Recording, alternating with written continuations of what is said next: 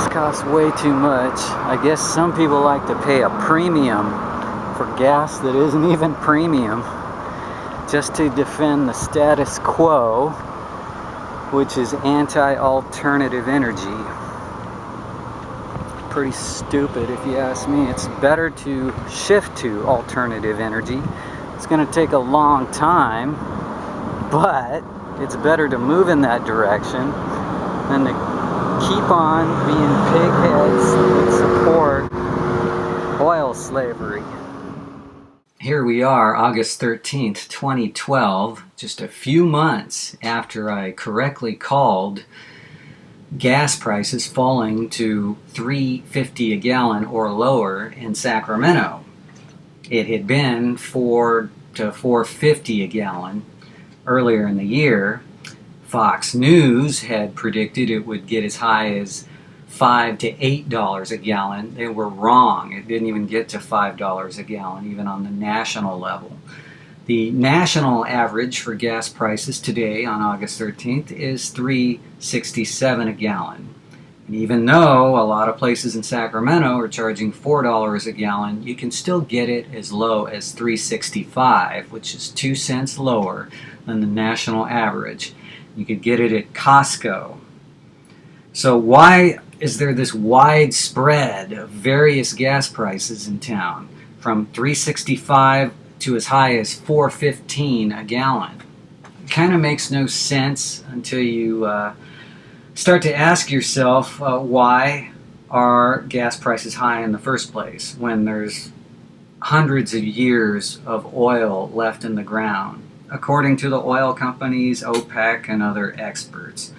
Well, oil prices are really defined more by Wall Street than anyone, because those are the guys, the big banks, the big traders, who play with prices every day. And depending on how much they want to fake out the market, they'll put in a huge order to buy contracts, which is nothing more than bundles of shares, and they will artificially drive up prices just to try to lure in more investors to jump on board to try to make money off rising prices.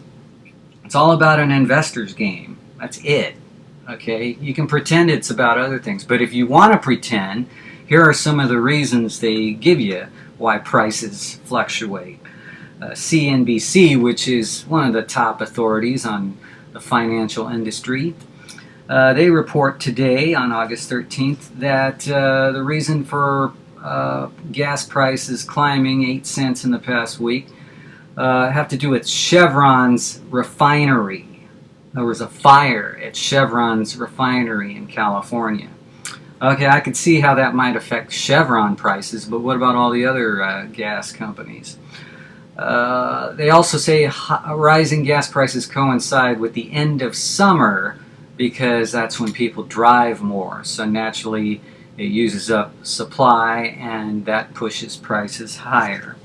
Okay, but they're also saying the rise in gas prices has something to do with the rise in corn prices, because corn produces ethanol, which is an ingredient in gasoline.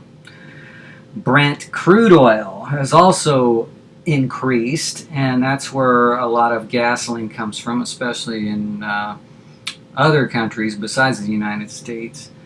But there's a forecast that Brent will continue to rise until the end of summer. Then prices will come back down again.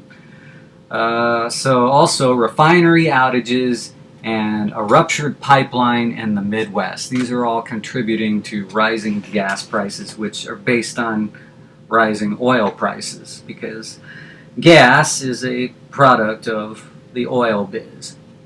Anyway, you do have your choice of different prices. Anything in Sacramento from $3.65 to $4.15. All you have to do is check out the Gas Buddy map, which comes from GasBuddy.com. That map is on SacTV.com on the homepage. It's basically a map of Sacramento with all the gas prices all around town. And just pick a price you like and find out the location and buy your gas there. Otherwise, you can always pay a premium even for gas that isn't premium, just because someone wants to charge a higher price.